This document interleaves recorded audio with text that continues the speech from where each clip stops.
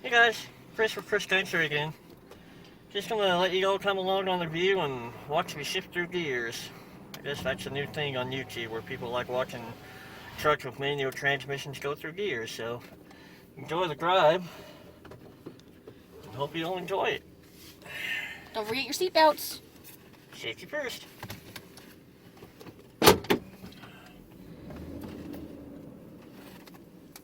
Had to turn the cargo lamp off.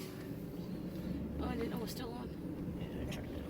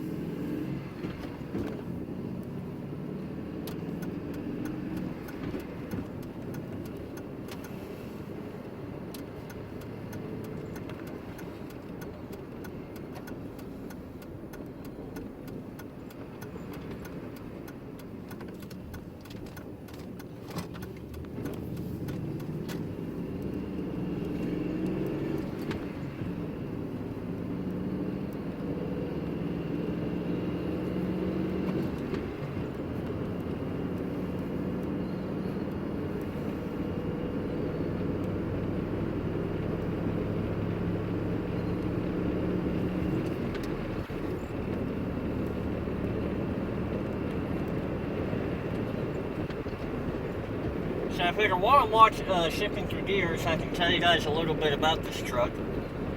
It's a 2005 Dodge Ram 1500 Longhorn Edition. It's either Longhorn or Bighorn, I can't remember. It has the 4.6 V8. You guys can't see it, but I've got a couple of Gillig buses up ahead of us in the Mountain Metro. One of them is an 06 Gillig BRT, and 2015, I think it's the Gillig Advantage they're calling them now. There's two of them. It's Sunday, so the buses are on Sunday service. Looks like the 27 and probably the 7 that are going in.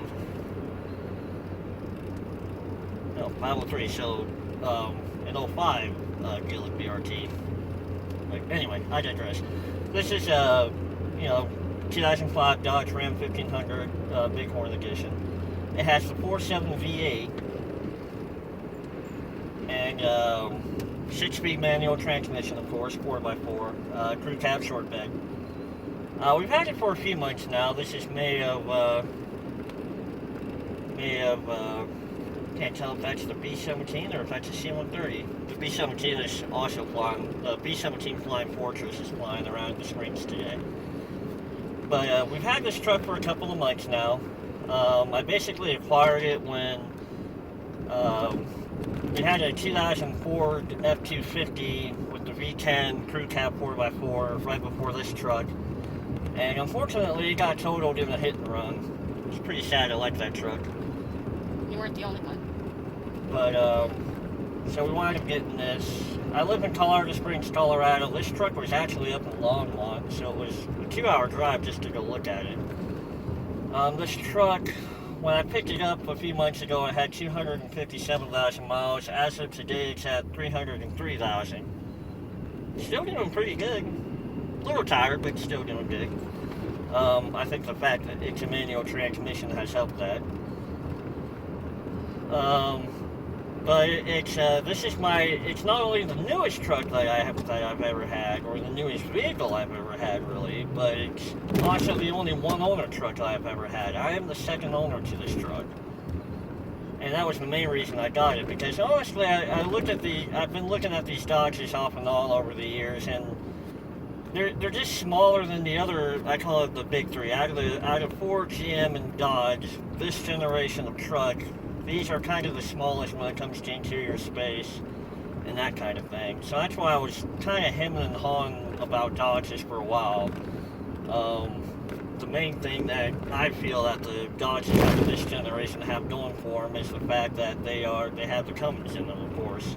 Well, the 2500 and 3500 series trucks do anyway. But the main reason I got this truck was because of the fact that it's a 6-speed and it's a 1R. Those are the two, I think, the main two reasons why I got it, because I was mostly looking at Fords at the time. But that's just a little bit of the history of it in case you guys wanted to know how I wanted to put this vehicle. Now, this particular transmission, I think it's the Get Red 258, if I'm not mistaken.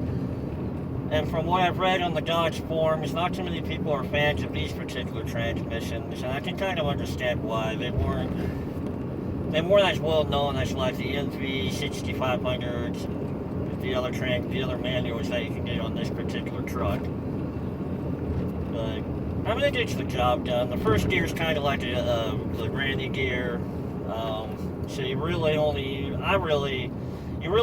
use it like if you're in towing applications or if you just want to, get off the line a little bit faster, because you can technically take off in second gear in this truck, and it'll do it. You accelerate a little slower in my experience, but it'll get going in second gear. I just typically take off in first and quickly shift to second.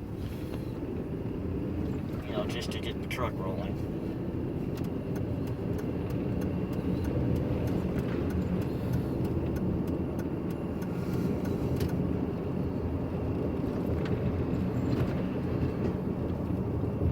Sometimes I forget what gear I'm in.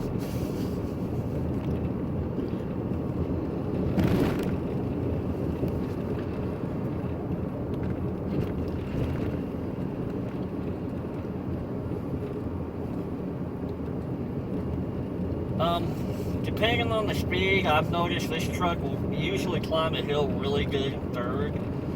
And it'll climb it okay in fourth if you're going fast enough, but usually third gear is about the best hill climbing gear for my particular truck.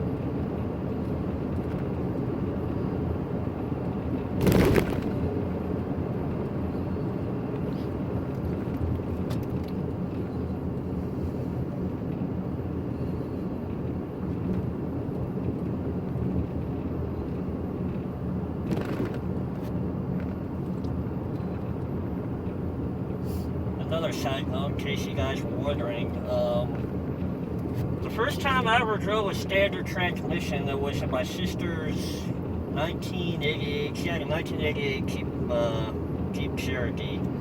I can't remember if hers had the inline six or if it was because of that year, if it was like that odd little V6. I just can't remember. I just remember it was an old 5-speed transmission.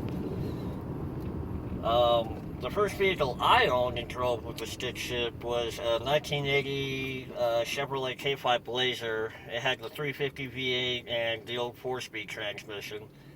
Not sure if you guys can remember that. But it was technically the vehicle that I learned to drive a stick in, honestly. And then I had several manual transmission vehicles after that. They kind of came and went. We had a 97 Isuzu Rodeo that I had for a few weeks.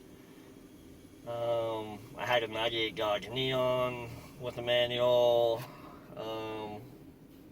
Had a 98 Ford F-150 with a manual transmission at one point. I had a 90, I think it was a 99 Ford Escort ZX2 with the 5-speed. So I've had several manual transmission trucks.